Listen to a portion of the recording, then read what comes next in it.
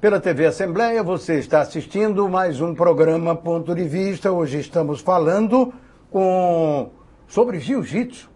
E tendo ao nosso lado, como entrevistados, o professor Daniel Martins e a Priscila Vital, que é atleta de jiu-jitsu. Agora vamos conhecer um pouco mais da Priscila, atleta. Priscila, que, segundo disse, gostava muito e gosta também da competição. Você começou com uma faixa, já está na segunda faixa, mas me fale um pouco da sua trajetória como atleta de jiu-jitsu. Eu não gosto nem de falar de lutadora, não é? É assim que a gente chama, professor? Atleta, né? Melhor? Atleta, né? é. Atleta, vamos lá. Mas, de qualquer forma, está empenhado em lutas, não é?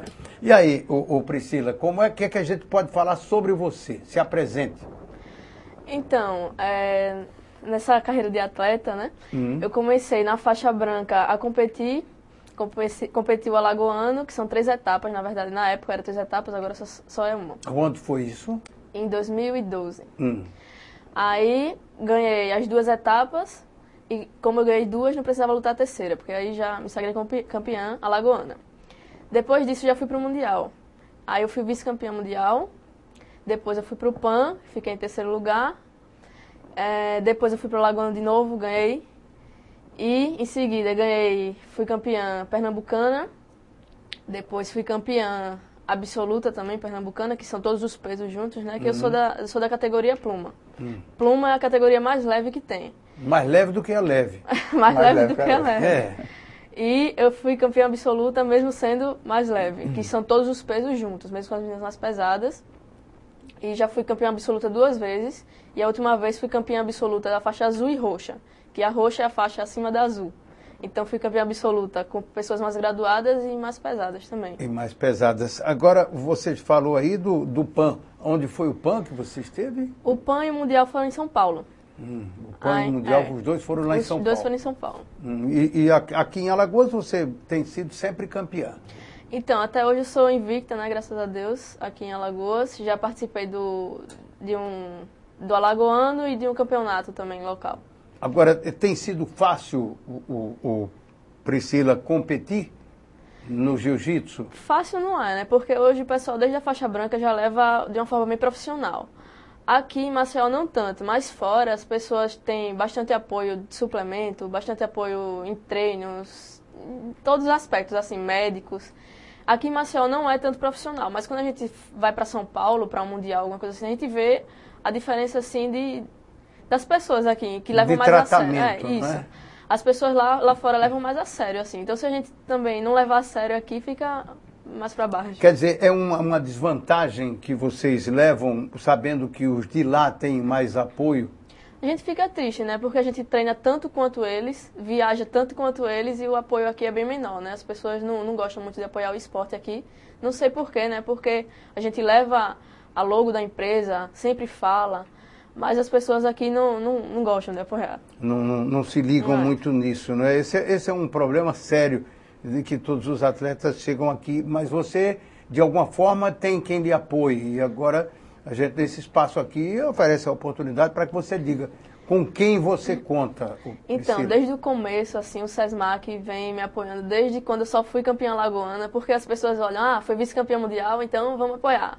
Mas o SESMAC, antes mesmo de eu ser vice-campeã mundial, ele me apoiou só quando eu era só campeã alagoana e até hoje está comigo aí, pagando passagem para viajar.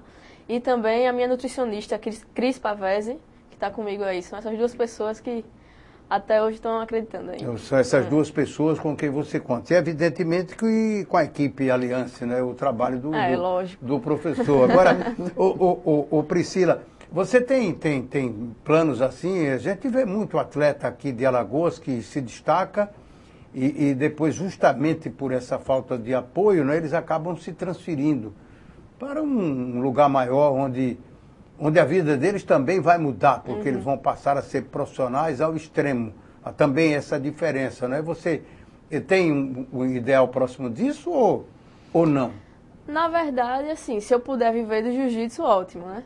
Mas, paralelo a isso, eu faço minha faculdade, né? Porque se for comparar aqui com Maceió, a gente sabe que não dá para viver de jiu-jitsu aqui. Então, por isso eu faço minha faculdade, porque se nada der certo, né? Eu tenho minha faculdade de odontologia, que também vou seguir esse caminho. Mas, para mim, eu acho que até o final da minha vida eu vou estar competindo. Se Quer tiver dizer, alguma oportunidade, eu vou. Então. Independente de qualquer coisa, você vai continuar fazendo jiu-jitsu porque passou a fazer parte da sua vida. É um estilo de vida, na verdade, né? A gente passa a adequar tudo que a gente faz aos treinos, às dietas. Tudo que a gente faz é adequado ao jiu-jitsu. Agora, tornando-se profissional, muitas vezes as pessoas acabam também abdicando de outros planos, né? Tem muita gente por aí que, por se tornar profissional, acaba não tendo tempo para estudar. É só treinar, competir, viajar e fazer a divulgação de marcas.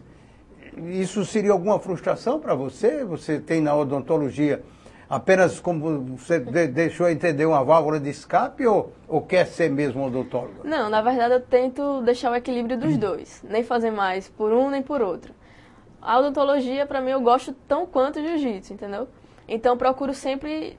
O estudo, para mim, é nas madrugadas. Eu estudo todo dia de madrugada, eu durmo pouco, mas procuro sempre estudar, minhas notas são altas.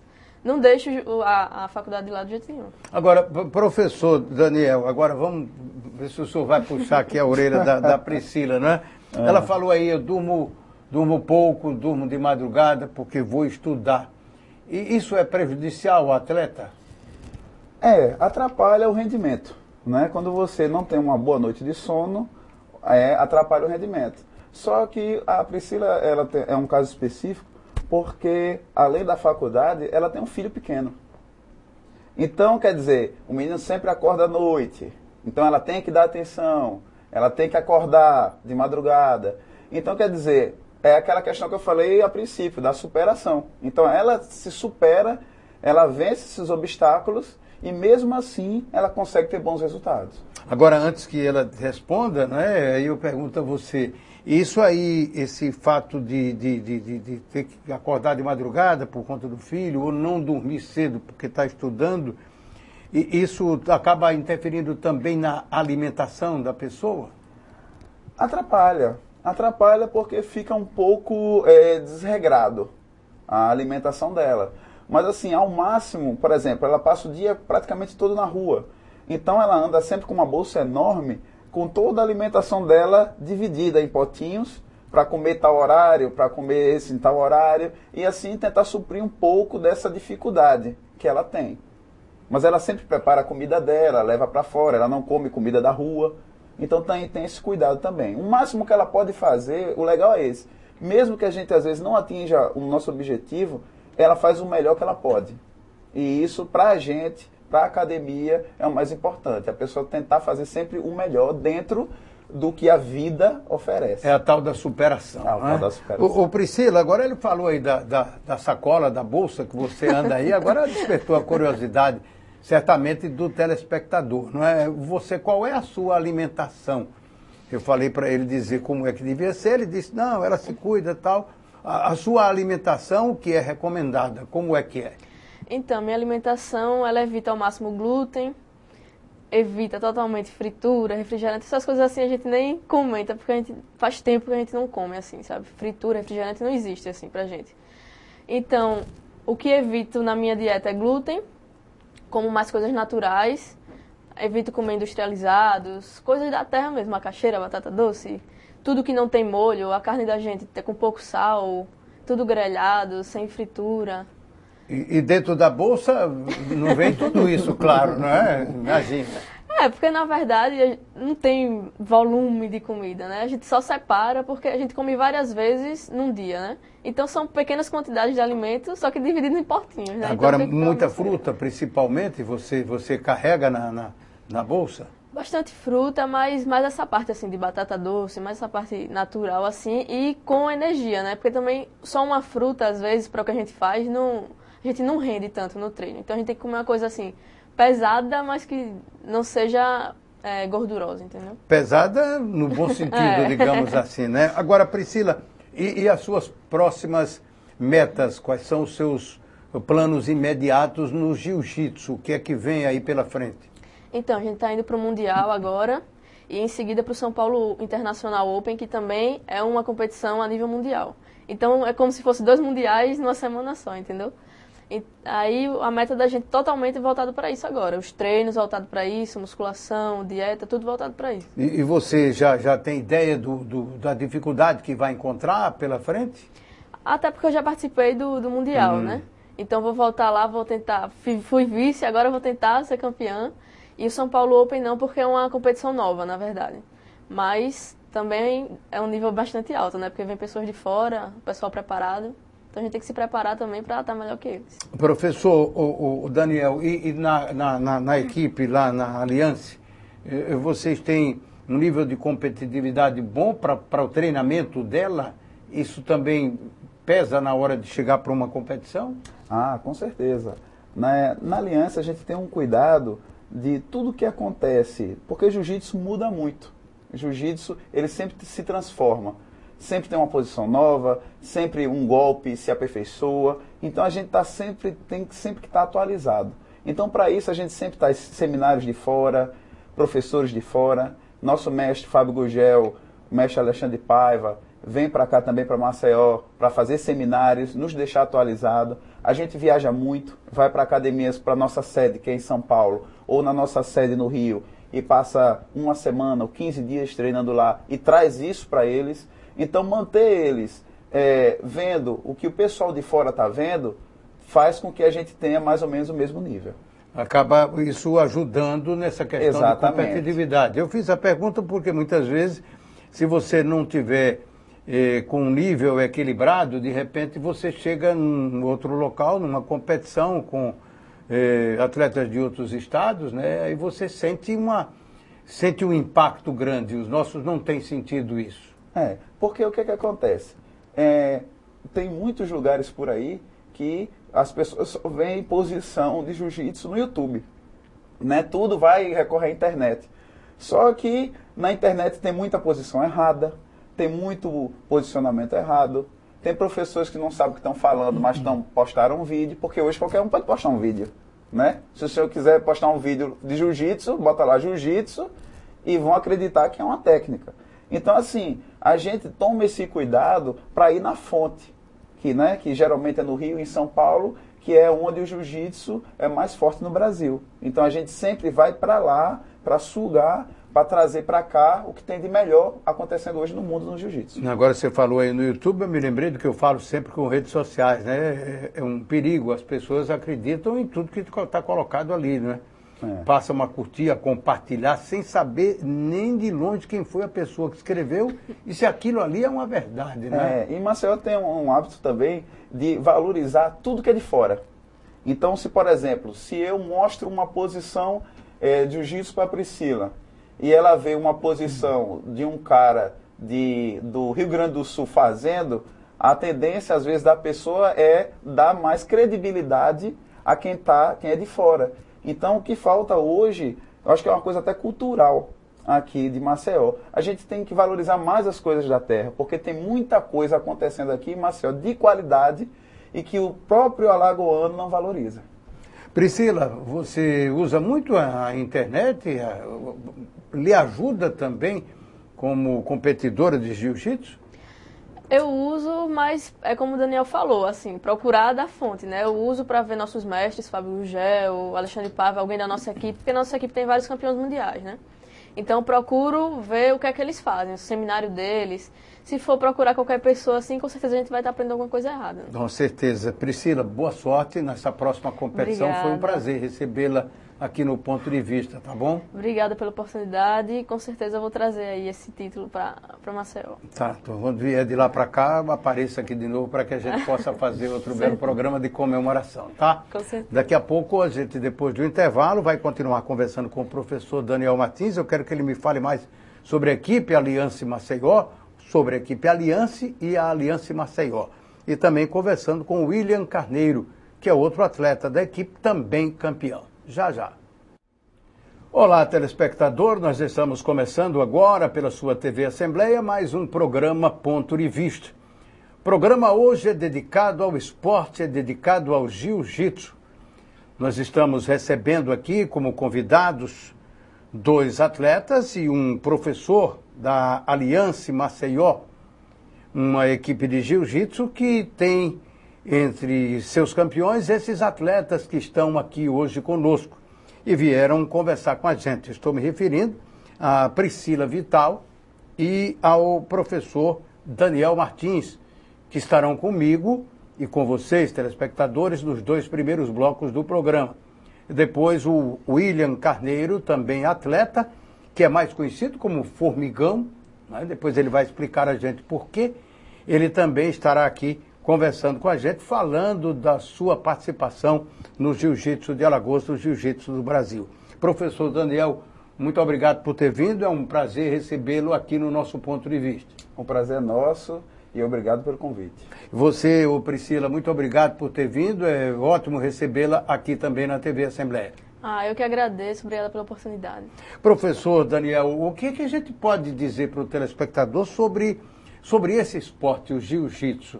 Eu sei que muita gente conhece, mas como são muitos os esportes de artes marciais, há sempre diferenças entre eles, muitas diferenças, aliás. O que é o jiu-jitsu, que a gente pode dizer? Bom, a maioria das pessoas acham que o jiu-jitsu, ele veio do Japão. E, na verdade, ele veio da Índia. Na Índia, através dos monges budistas. Como eles não podiam, pela religião deles, usar armas, eles começaram a estudar técnicas de defesa contra os salteadores da época, que sempre salteavam e roubavam eles. Ou seja, eles se prepararam para que pudessem se defender. Exatamente. A princípio, sim. Isso. Depois da Índia é que partiu para o Japão e depois se disseminou pelo mundo. Quer dizer, fica errado então a gente dizer que o jiu-jitsu é uma filosofia oriental? A filosofia, na verdade, o que acontece? O jiu-jitsu, ele ao longo do tempo, ele foi se modificando. Né? Na Índia tinha uma filosofia, quando foi para o Japão, a filosofia do Japão já foi incrementada nele. Quando ele veio para o Brasil, já sofreu outras alterações. Então, assim, com o passar dos séculos, a luta foi se modificando e se transformando. Agora, hoje ele é um só no mundo todo ou ainda permanece com algumas diferenças? Isso. No Japão, a princípio, ele era mais tradicional, que eram técnicas simples e mais parecido com o judô. Quando chegou ao Brasil, é que ele foi começando a ter transformações de técnicas, com o uso maior de alavancas, de raspagens, e assim foi se tornando e foi conhecido como Brazilian Jiu-Jitsu, que na verdade hoje é o que está sendo mais utilizado e é o jiu-jitsu mais competitivo. Esse Brazilian Jiu-Jitsu é o que hoje muitos professores estão indo dar aula nos Estados Unidos, muitos professores brasileiros estão indo dar aula na Espanha e em outros países do mundo, levando esse jiu-jitsu, como se fosse um jiu-jitsu mais evoluído. Quer dizer, ele veio para cá, mas agora nós estamos levando já ele adaptado, já ele modernizado para outros países. Exatamente. E uma da família principal responsável por isso foi a família Gracie. Foi através dele que foi difundido no Brasil o jiu-jitsu e começou a expandir pelo mundo. A academia dos Gracies, ela tem um nome, não é? Nacional e mundial, não é, professor? Exatamente. Principalmente, quando chegou ao Brasil, começou no Pará. Depois do Pará é que a família Gracie se mudou para o Rio de Janeiro. No Rio de Janeiro foi que começou o Hélio Gracie a fazer desafios, desafiar outras artes marciais para comprovar a eficácia da luta. Agora, você descobriu o jiu-jitsu quando? Na verdade, eu comecei no judô, né? Meu sensei, até falecido há pouco tempo, o nome dele é Sérgio Bittencourt. Teve até um câncer e eu acho que faleceu tem mais ou menos um ano. E comecei no judô. E no judô é uma luta que, a princípio, começa em pé, com projeções, com quedas, mas tem também uma pequena parte de solo, de chão, uma luta de chão. Então, sempre na aula de judô, eu esperava aquela parte de chão. E o judô, a ênfase mais é em cima. Aí meu professor de judô uma vez falou: Daniel, por que você não começa não faz jiu-jitsu, que é uma arte que fica toda no chão, praticamente? Aí eu acatei a ideia dele e foi assim que eu comecei a praticar o jiu-jitsu. Quer dizer, agora, você falou que veio do judô para o jiu-jitsu. Há algumas partes que são semelhantes. Mas eu também já vi muita gente do jiu-jitsu para o judô. Quer dizer, é o inverso disso, são pessoas que se adaptam melhor à luta em pé, pode ser isso? Não, a questão toda é que uma, na verdade, eu acredito que uma complementa a outra. Então, por exemplo, se eu no jiu-jitsu a ênfase é no chão, mas só que a luta começa em pé, então eu preciso saber quedas também. Então, às vezes, para isso, eu procuro um professor de judô para que me oriente e me ajude a ter mais eficiência em pé. Se você não levar o adversário ao chão, você não vai ter a luta Exatamente. no chão. Se eu projeto o meu adversário, eu já começo a luta com vantagem. Bom, deixa eu falar então agora com a Priscila, conversar um pouquinho com ela. Priscila, conhece essa história do jiu-jitsu que o Daniel está contando já, ou Priscila? Ou alguma coisa que ele falou é novidade para você? Algumas coisas são novidades, mas ele passa também pra gente, essa parte de história, ele já falou pra mim, leia em casa também, porque é importante. Então também já dei uma lida, já conheço um pouco. Eu acho que ele conhece mais que eu, mas conheço um pouco também. Mas conhece um pouco. Bom, mas tem tempo ainda para isso, né? Agora, você entende igual a ele que é importante conhecer também essa parte da história, Priscila? Acho que sim. A gente tem que... Se a gente gosta de um esporte, a gente tem que saber de onde veio, né? Quais são os antecedentes, de onde veio, como é que chegou ao Brasil. Acho importante também essa parte. Agora, você mesmo chegou ao jiu-jitsu como? Então, eu também entrei no judô. Ah, você veio do judô também. Veio do judô também. Desde pequenininha, lá na escola ainda, fui pro judô. A partir dos meus... Pequenininha, você diz mais nova. Mais nova. Com que idade, mais ou menos? Pequena assim, 5 anos, entendeu? Desde os 5 anos? Aí fui crescendo no judô, e depois, acho que uns 17 anos foi que eu entrei no jiu-jitsu. No jiu-jitsu. Agora, você na família, você foi levada para o judô pela família? Tem gente, seus pais, mas eles também praticaram o judô? Não, eles nunca fizeram. Acho que só porque eu disse que gostava, né, queria fazer. Acho que vinha minhas amiguinhas fazendo. E por essa influência assim, de amigas que eu fui. E no judô, como é que foi o seu crescimento? Que parte você mais gostava do judô? Então, o judô eu sempre gostei de competir, na verdade. Acho que o jiu-jitsu também gosta de competir já por essa influência do judô. Desde pequenininha eu participava de competição, fui aprendendo a perder, aprendendo a ganhar, aprendendo a controlar o ego desde pequenininha.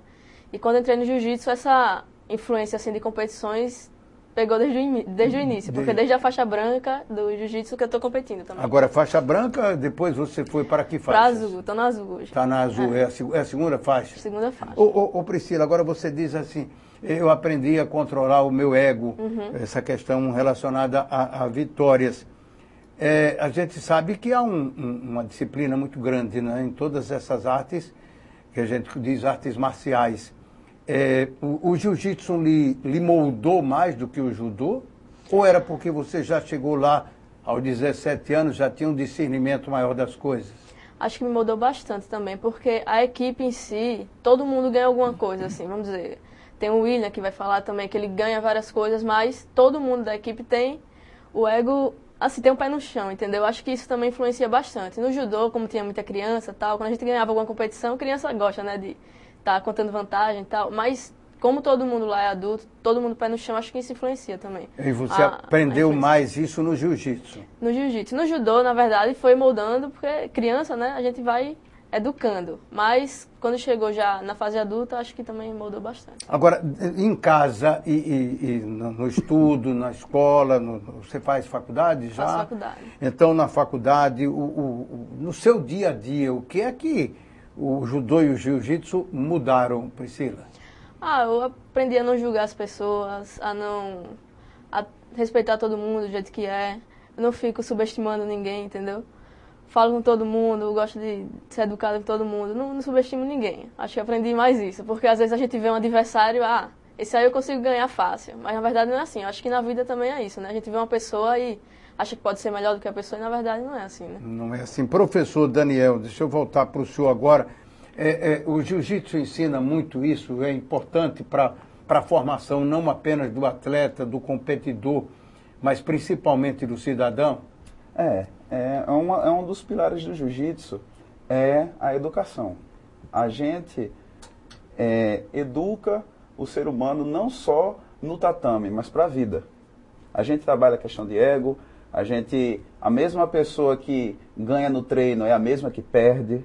Então não tem lugar para quem é melhor do que ninguém, todo mundo é igual, todo mundo tem que saber ceder, né? Porque no jiu-jitsu, para você desistir no treino na hora da luta, você tem que bater. bater, solta, porque senão você pode se machucar. Então, não tem um espaço para valentão, eu não vou bater. Se ele não bater, o braço vai quebrar ou ele vai desmaiar. Então, isso vai sendo trabalhado o ser humano também. Questão de hierarquia também, de respeito ao professor, de respeito aos colegas de tatame, questão de disciplina, questão de horário. Você tem que chegar na hora do treino. Tem toda a questão de limpeza do tatame, dos kimonos. Então, assim, isso você termina levando para sua vida, para sua casa. Às vezes você é um rapaz muito bagunceiro, aí como tem toda essa disciplina no tatame, você chega em casa, sua mãe já vê diferença, né? Então esse tipo de coisa vai só contribui e soma para a vida do ser humano. Educação, disciplina, respeito, ambiente, limpeza, e você falou que a educação era um dos pilares, não é? Esses são os outros pilares ou ainda existe mais algum, professor? Isso, a gente, na verdade, o que acontece? A preocupação maior é também superação. Eu acho que jiu-jitsu é uma luta que você mostra a técnica, mas o seu corpo não consegue fazer de imediato aquilo que está sendo pedido. Então, você tem que se superar, você tem que treinar muito, você tem que ter paciência, você tem que buscar cada dia evoluir, e isso requer tempo, né? Então, esse também faz parte dos fatores que o jiu-jitsu contribui na vida do ser humano. Educação e a persistência também, não é, superação, professor? Paciência. Priscila, é paciente, Priscila? Aprendi a ser, na verdade, né? Tem que Você não aprender a era ser. paciente? Não muito, mas o jiu-jitsu, se você aprende que se você não ficar treinando diariamente, todos os dias, vários horários, você não consegue a perfeição de certos golpes. Então, pra gente que gosta de competir, que é atleta, a gente percebe que esse nível tem que ser alto. E para ser alto, a gente tem que ter paciência, tem que repetir várias vezes a mesma coisa para poder conseguir chegar no nível das pessoas de fora. Ele falou também do ambiente, da limpeza, da disciplina, e você também hoje é mais disciplinada por conta do esporte? Sou, na verdade, eu acho que já cheguei bem disciplinada, assim, pela influência dos meus pais. Mas com certeza ajudou, né? Porque questão de horários, por exemplo, eu tenho que separar bem horário da faculdade, horário do treino. Se eu quebrar alguma regrinha aí, eu não consigo fazer nem a faculdade direito, nem o treino. Então, acho que a disciplina tem que ser bem certinha aí para poder conseguir fazer as coisas do meu dia a dia, né? Professor, esse detalhe que ela chamou a atenção aí, que ela já trouxe de casa, ela já tinha também uma certa orientação. É mais fácil trabalhar com uma pessoa que já chega, digamos assim, pronta para ser moldada? Ah, com certeza, porque, na verdade, o nosso papel aí seria o caso complemento do que já vem de casa, né? E, às vezes, nem sempre a gente tem essa sorte, e às vezes a gente chega com pessoas que realmente tem que ser mais trabalhada, mas a gente está lá para isso, né? Para ajudar todo mundo. Uns dão mais trabalho, outros dão menos, mas o importante é que todo mundo chegue no mesmo ideal, né? Agora, tem alguns que chegam e não ficam? Por que eles não ficam? Quer dizer, qual é São várias razões. Na verdade, eles não se adaptam. Tem gente que não aceita regras. Tem muita gente que não aceita regras. Tem gente que quer fazer do tatame a sua casa. Entendeu? Tem gente que, porque acha que paga mensalidade, tem direito a tudo. E não é assim. Eu acho que o dinheiro, pela filosofia, fica em segundo e terceiro lugar. O mais importante da equipe é manter a união e manter a filosofia. Se isso não acontece, muitos não precisam nem pedir para sair, que eles mesmos não se sentem confortáveis e saem. E acabam saindo. Professor Daniel Martins, professor de Jiu-Jitsu, e a Priscila Vital, que é atleta de Jiu-Jitsu, estão conversando conosco aqui no Ponto de Vista da TV Assembleia. Vou pedir permissão a vocês para 1 minuto de intervalo e nós voltaremos em seguida. No Ponto de Vista de hoje, nós estamos conversando sobre Jiu-Jitsu. Estamos recebendo aqui membros da equipe Aliança Maceió, o professor Daniel Martins. No primeiro bloco nós tivemos ao lado dele a Priscila Vital, e agora temos aí ao lado dele o William Carneiro, que também é atleta, lutador de Jiu-Jitsu. William, é um prazer recebê-lo aqui no nosso ponto de vista. Muito obrigado por ter vindo. Nada, obrigado a você por ceder esse espaço aí pra gente. Eu falei aqui com eles dois, chamei você de Formigão. Você não se chateou nem nada, ficou sorrindo. Por que Formigão, o William? Bom, acho que como quase todos os apelidos, porque eu não gostava, né? Quando eu era criança, eu ia na jardineira lá do prédio e ficava catando minhocas para dar para as betas que eu criava. E numa dessas... Para dar para quem que você criava? Betas, aqueles peixes. Aqueles peixinhos. Aí numa dessas, um vizinho nosso lá falou: William, desce daí, tá parecendo um formigão de roça. Aí eu fiquei muito chateado. Aí ele saiu espalhando isso lá no bairro Aí e pegou o apelido. Pois eu pensava que era porque você era comprido, assim, mas não. Foi essa história da formiga. Você pegava... agora você disse, eu me chateava. Aí deixou de se chatear?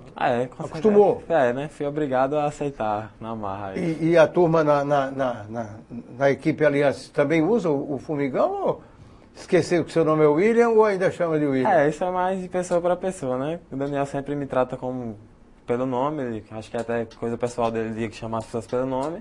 Mas tem uns amigos de treino que me chamam de Formigão, William. Você não fica chateado mais? Não. Já acostumou. Agora, o que é que levou você pro jiu-jitsu? Você começou no jiu-jitsu ou também, a exemplo do professor e da Priscila, veio do judô? Não, eu comecei no jiu-jitsu mesmo. Eu nunca tinha me dado bem assim com nenhum tipo de esporte. Eu jogava bola, mas era perna de pau ruim. Aí conheci o jiu-jitsu e parei um longo tempo de treinar. Aí depois, mais velho, eu pensei, eu não me dou bem em nenhum esporte. Então eu vou tentar o jiu-jitsu novamente para ver no que é que vai dar. E aí voltei a treinar e estou aí até hoje. E aí isso lhe ajudou? O jiu-jitsu acabou lhe ajudando? Você disse que entrou, depois parou e acabou voltando. Nessa sua volta, o jiu-jitsu ajudou o William Pessoa? Com certeza. O jiu-jitsu mudou a minha vida e hoje eu não vivo de jiu-jitsu, mas eu vivo o jiu-jitsu. Mas ele mudou em que sentido? O que é que você não fazia, que passou a fazer, o que fazia e hoje não faz mais? Bom, o jiu-jitsu mudou praticamente tudo na minha vida, o meu dia a dia, a minha disciplina, me acrescentou vários valores, assim como pessoa que a arte marcial nos proporciona, né? Nosso ambiente de treino, que é um lugar muito bom. E a disciplina didática de aula do professor Daniel, que vem nos ajudando a ser pessoas melhores e estar evoluindo na vida e nos treinos. Também, assim, no meu dia a dia, a qualidade de vida em si, né? Da gente estar fazendo atividade saudável, que faz bem não só para o corpo, mas também para a mente, e nos faz pessoas melhores na alimentação e tudo. Quer dizer, ele mudou mesmo. Agora, na época, você disse que começou, eu vou insistir, você começou e depois deu uma parada. Na época, você não era tão entusiasmado como é hoje? Não tinha se ligado tanto no jiu-jitsu, é isso? Eu acho que como eu era muito pequeno, eu não entendia direito o que se passava assim no jiu-jitsu. O pessoal ia mais leve com a gente, né, por ser criança, tal como acontece normalmente com as crianças. E eu não fiquei tão ligado ao esporte, assim, eu preferia estar fazendo outro tipo de atividade. E quando eu voltei mais velho, que eu tive uma compreensão melhor do que é o jiu-jitsu, me apeguei mais ao esporte e acabei gostando e não parei mais. Quando ele diz assim, quando eu era pequeno, no caso dele faz sentido, né? No caso da Priscila, quando ela disse, quando eu era pequena, verdade. A Priscila não é muito grande, mas o William cresceu um bocado. Agora, o William é filho do Arner Oliveira, que é meu colega, meu companheiro de trabalho há muitos anos, né? E eu vi o William pequeno, aí vi mesmo, né? Ele e o Arner, filho, né? Que é o primeiro, né? E o Arner, o filho, foi pelo lado da comunicação, do jornalismo. Nunca lhe empolgou, não, essa parte, o William? Não, eu admiro muito ele, o trabalho dele também, que é tão difícil quanto o nosso, mas eu não quero seguir esse Nunca caminho, se ligou, não, nessa parte, não, não é? Não. Quem é melhor dos dois, o pai ou o irmão? Eles não vão assistir essa fita, não. O pai ou o irmão, né? Hein? Não sei, acho que tá no sangue. Os dois, vamos dizer que são os dois. Agora, professor, eu vou voltar ao professor Daniel Martins e vou pegar o gancho que foi dado aí pelo William, que o senhor chama ele de William, Isso. Embora alguns chamem de Formigão. O não adotar o apelido é também parte do que o senhor transmite para os outros? O que acontece? Lá na academia, eu vou falar dele, né? Ele traz muitos amigos de infância dele para treinar lá na equipe. Então, desde pequenininho, chamam ele pelo apelido.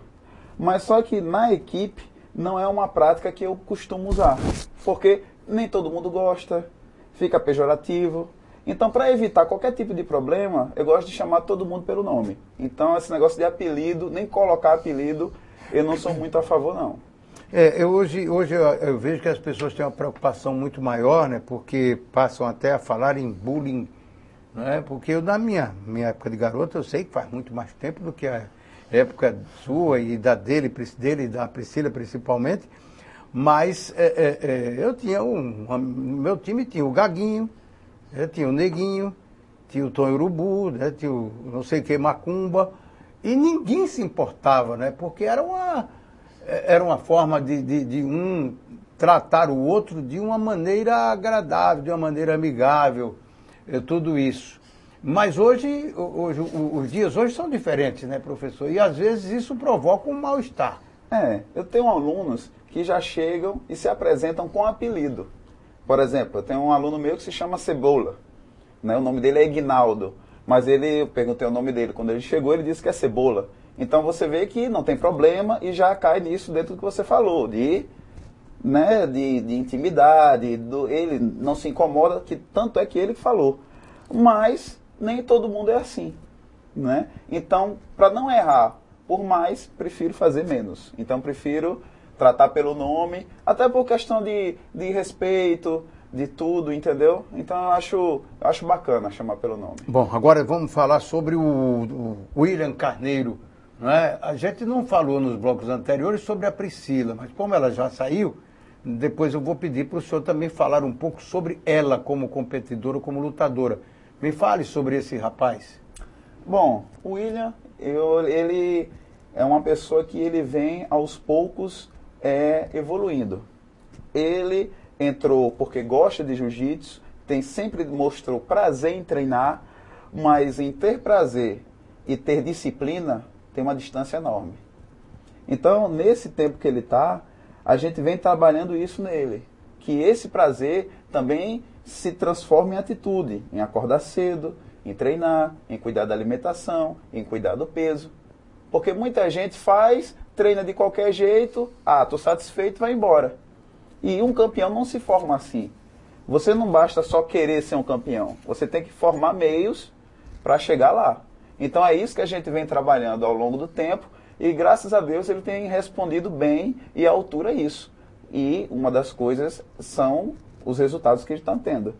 Esse ano ele já estou vendo aqui pela relação, ele já teve 2 competições em que foi campeão.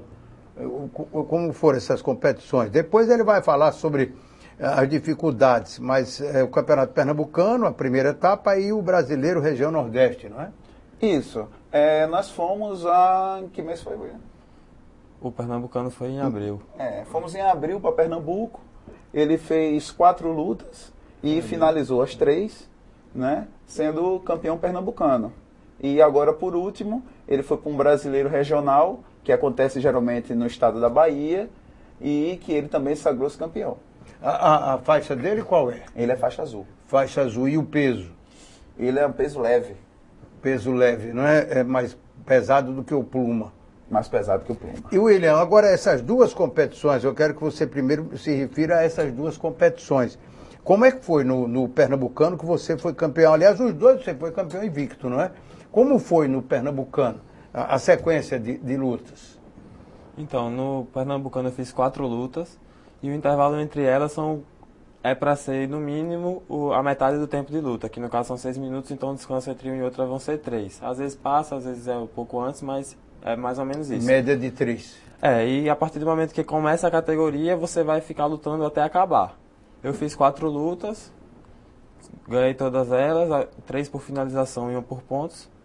E foi muito bom, assim, para mim já começar o ano com um resultado positivo e para estar me preparando para as próximas competições, né? Porque todas elas nos dão a preparação para a gente chegar onde a gente quer, né? Para a gente chegar bem, né? Que a gente realmente tem, que a gente foca a vencer. Depois do Pernambucano veio esse Brasileiro Nordeste, Região Nordeste. Isso. Esse foi mais difícil? O nível é mais difícil, a viagem é mais longa, tudo assim, digamos que seja mais difícil. O nível é mais forte, tem mais pessoas nas categorias, a distância de viagem é o dobro de tempo, né? para Feira de Santana, na Bahia de Recife é bem mais perto. Então tem todo esse processo aí. E toda a parte preparatória também que a gente sofre um pouco mais, né? Para poder se condicionar para uma coisa mais forte, maior. Mas graças a Deus tive bons resultados, consegui sair campeão. E lá. nesse aí, no outro você falou que foram 3 por finalização e 1 por pontos. Nesse aí, quantas lutas foram e como foi cada uma? Repeti o resultado. Foram 4 lutas também, 3 por finalização e 1 por pontos. Agora, essas de finalizações, todas foram com a mesma finalização ou diferenciadas? Teve algumas, tipo assim, nesse último do brasileiro, foram 3 finalizações. 2 foram iguais e 1 foi diferente. Mas como foi cada uma? O que é cada uma? O nome de cada uma dessas finalizações? Bom, eu ganhei uma por armlock, né, que é uma chave de braço, e ganhei 2 por estrangulamentos. E o estrangulamento, tanto quanto o armlock, tem em diversos lugares diferentes, surgem esse tipo, a posição. Eu finalizei 2 pessoas com estrangulamento de costas, partindo da posição de costas, e um armlock da montada. Você se sente, esses 2 golpes aí, digamos assim, o estrangulamento e o armlock, são os fortes seus na luta? Acho que sim, é o que a gente treina todo dia, né? O que a gente faz na competição é o que a gente treina, repete todos os dias no treino e busca aperfeiçoar para que quando chegar lá, sair com o máximo de perfeição possível. E esses são os que você mais treina? São uns dos que eu mais gosto. O professor, como o senhor falou aqui, o cara tem que dar o tapinha quando reconhece que perdeu. Aí, quando ele falou assim no armlock, que é a chave de braço. É isso. Se o cara não der o tapinha, quebra o braço. Quebra o braço. Né? E o que está, vamos dizer assim, quebrando o braço dele não pode ser culpado, não é? Porque ele é quem tem que avisar quando a coisa não está boa pro lado dele. É verdade. Se ele está aplicando o golpe e se a pessoa que ele está lutando não bateu, ele vai entender que não está pegando. Se eu estou aplicando um golpe e ele não está batendo, eu vou entender que não está pegando. Então vou continuar apertando até ele bater. Aí se ele não bater e ouvir o estalo, o que é que acontece? Aí para a luta. Para a luta porque não tem mais porque condição o outro de continuar. Grita normalmente, ele pode gritar, né? Também. E nessa do estrangulamento, estrangula mesmo? Estrangula. E se não bater, em vez de quebrar o braço, no caso do estrangulamento, desmaia. Quer dizer, é preciso então ter força na aplicação de um golpe desse também. Existe o jeito, claro, mas existe também a força. Isso, a força aplicada com a técnica, né? A gente estuda a técnica, repete a técnica várias vezes para que faça com perfeição e use a força na hora adequada. Ele falou que esses 2 golpes seriam os mais fortes dele. São? Certo. São sim. Para a questão de finalização mas uma coisa que ele é muito forte é em raspagens, que é inversão. Ele está por baixo e deixar o adversário por cima. Ele consegue fazer isso com uma facilidade boa também. Eu anotei aqui quando o senhor falou de alavanca e raspagem, e daqui a pouco eu vou pedir para você explicar de novo exatamente. O senhor já voltou a raspagem. William e professor, vou fazer mais um pequeno intervalo, tá? Daqui a pouco a gente volta. Será o último bloco do programa Ponto de Vista, hoje conversando com a turma da equipe Aliança Maceió de Jiu-Jitsu. Voltamos já. Pela TV Assembleia, nós estamos com mais um programa Ponto de Vista, hoje falando sobre Jiu-Jitsu e com convidados da equipe Aliança Maceió de Jiu-Jitsu. Professor Daniel Martins, nos 2 primeiros blocos estivemos com a Priscila Vital e agora com o William Carneiro, que também é atleta da equipe. Professor, o que é a equipe Aliança? Como é que ela surgiu? O Aliança Maceió é porque é um desmembramento da Aliança? O que acontece? Como eu falei a princípio, o jiu-jitsu, ele começou a se ramificar no Rio de Janeiro. Então, a família Gracie começou a dar aula no Rio. Na família Gracie dava aula Carlson Gracie, Rolls Gracie, e outros professores, mas esses 2, o Rolls e o Carlson, eram os principais. Só que quando o Rolls Gracie morreu, todos os alunos que estavam dentro dessa equipe começaram a migrar e montar suas equipes. A Barra Gracie, o Carlson Gracie montou a própria dele, e o meu mestre, o Romero Jacaré, saiu dessa linhagem do Rolls. O meu mestre, ele é o último faixa preta do Rolls Gracie, que é conhecido como um dos melhores Gracies que já teve em todos os tempos. Então, quando o meu mestre saiu, montou a Jacaré Team. Quando ele montou a Jacaré Team, surgiu nomes como Alexandre Paiva, Fábio Gugel e outros campeões, que foram evoluindo e conquistando títulos. Quando eles foram evoluindo, o Fábio Gugel montou uma equipe e o Alexandre Paiva montou outra, mas todos oriundos do Romero Jacaré. Só que eles sempre se esbarravam nas competições. Eles sempre se encontravam, um aluno de um com um aluno de outro. Aí eles pensaram, poxa, por que a gente não se une e forma um time só para ser um time mais forte e um time mais competitivo? Então foi aí que surgiu a Aliança Jiu-Jitsu. Ela iniciou no Rio e hoje ela, o que acontece? Tem uma filial, uma sede, tem mais de 170 alianças no mundo inteiro. Mas as sedes são concentradas em São Paulo, com o nosso mestre Fábio Gugel, que é 4 vezes campeão mundial. A sede do Rio de Janeiro, que é com o mestre Alexandre Paiva.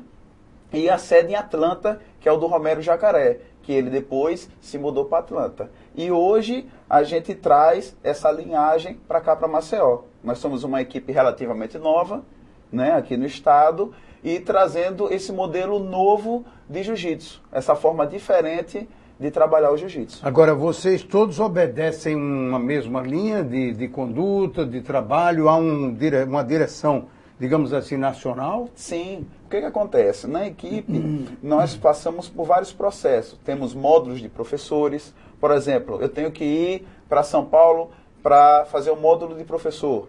Desse módulo de professor, tratado como tratar o aluno, os tipos de posicionamento. Por exemplo, o tipo de aula que eu dou aqui em Maceió é o mesmo tipo de aula que se você for para São Paulo, ou se você for para a Finlândia, ou se for para uma filial na Rússia. Então temos o mesmo padrão de qualidade. É isso que mantém a equipe forte e que faz os campeões. Agora, dentro da sua equipe aqui em Maceió, na Aliança Maceió, você vê jovens como esses dois que estão aqui hoje, não é? E os outros que estão lá, alguns que mais adiante poderão também se tornar professores? Claro, temos muitos. Tem um aluno meu que já está dando aula também, que é o Ziel. Ele já está sendo preparado para isso. No caso, se Deus quiser aí um dia até me assumir, né? Quando eu não render mais. Mas assim... Ou para estar lhe ajudando. Ou para estar me ajudando, né? Você. Então, assim, o mais importante disso tudo é porque essa questão de atleta é só uma parte da equipe. Então, a maioria da equipe, ela é feita para pessoas profissionais que trabalham de outras áreas, para aquele senhor que só tem aquele horáriozinho para fazer uma atividade física e não gosta de malhar. Para crianças também, temos uma turma de criança, uma turma infantil, de crianças de 6 a 7 anos, temos essa turma também. Então, assim, dividimos a equipe para atender vários públicos. Não só atleta. Atleta é uma parte importante. Mas também atendemos crianças, senhores, senhoras. Pessoas que querem apenas praticar. Praticar o jiu-jitsu, que é uma ênfase também. E você falou 6 anos, a Priscila disse que foi levada com 5. Existe uma idade mínima e uma idade máxima para a prática do jiu-jitsu? A questão da idade mínima, a gente recomenda em torno de 5 a 6 anos.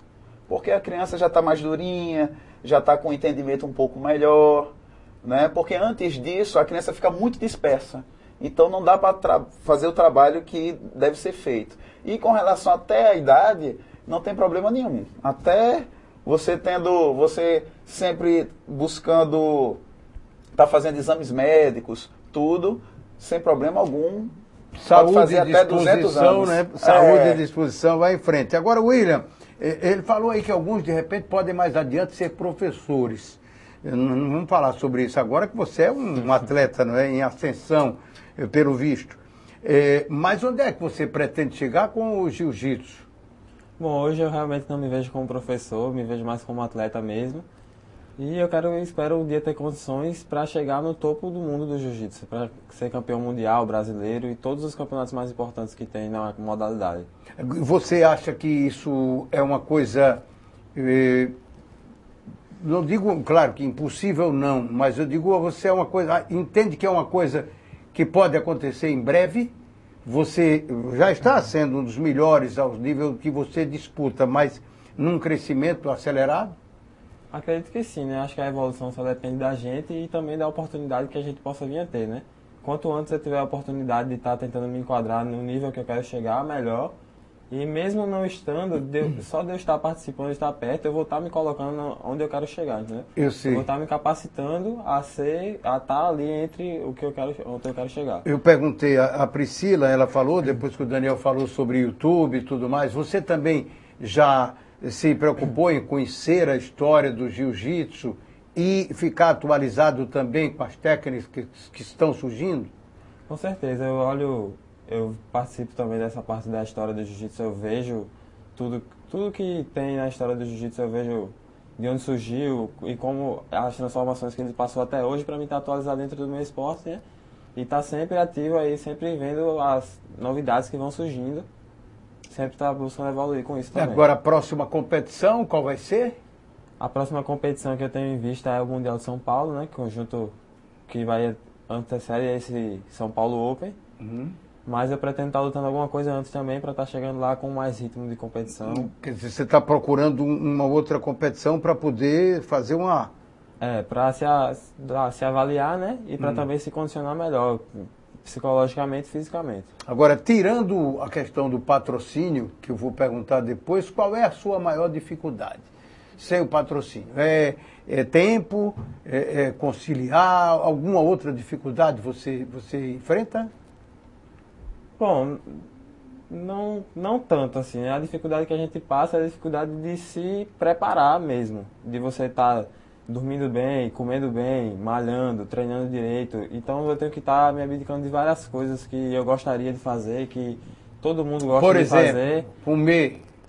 Comer, acho que tudo começa pela boca, né? Comer, bebidas, até mesmo não alcoólicas, assim, refrigerante, esse tipo de coisa que não é tão mal, mas ao mesmo tempo é. Não faz mal como outras, mas acaba para o atleta é prejudicial. Para o atleta é demais, né? É um absurdo até. Agora, e na parte de patrocínio, você tem quem ajude? Você tem ajuda? A Priscila nos falou aqui sobre o SESMAC e a nutricionista. É a dupla, digamos assim, uma empresa e uma pessoa. E você? Bom, hoje eu só conto com o apoio familiar, o apoio da minha equipe e com o apoio do meu patrocinador da Academia Top Fitness, que vem me ajudando na preparação física, e juntamente a minha professora Valéria Elias, que faz comigo toda a preparação física, junto ao que a gente tem, a parte técnica com o professor Daniel e também a parte física que ele faz do treino, né? Mas patrocinador mesmo não? Para colocar ali no nome? Tem, então, a Top Fitness, a Top Fitness. Ela me dá esse suporte físico que eu preciso, ajuda, né? Também para viagem e tudo, não? Por enquanto eu venho fazendo tudo isso por conta própria e isso que é a dificuldade, entendeu? Porque, tipo, eu poderia estar disputando campeonatos de mês em mês, digamos, ou até 2 no mês, mas por falta de condição, de oportunidade, eu tenho que ser bem seletivo com o qual eu vou, por eu não ter tanta disponibilidade. Então eu não posso lutar tudo o que eu queria, eu tenho que ver um que possa me estar me ajudando a ganhar mais visibilidade para ter mais oportunidades.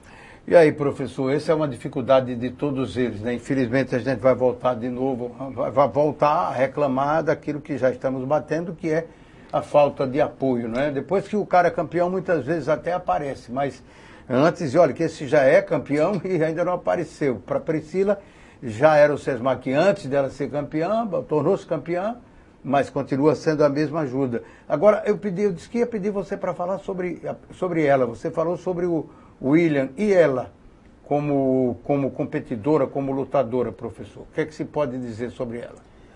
Ela é uma das alunas que eu tenho mais dedicada que eu tenho no treino, que eu treino na equipe. Ela é uma pessoa muito determinada, ela é uma pessoa muito focada, ela é uma pessoa que corre atrás do que ela quer. Muitas vezes ela leva vai em loja de suplemento, leva não, mas não desanima. Eu acho que é dos dois. Eu acho que é uma virtude dos dois, é isso. É não desanimar. Independente, dificuldade vai ter. Muita gente vai dizer não, mas a gente não pode deixar que essas coisas atrapalhem nosso sonho. até a nossa meta. Então eu acho que esse é o fundamental e é isso que eles me passam mais.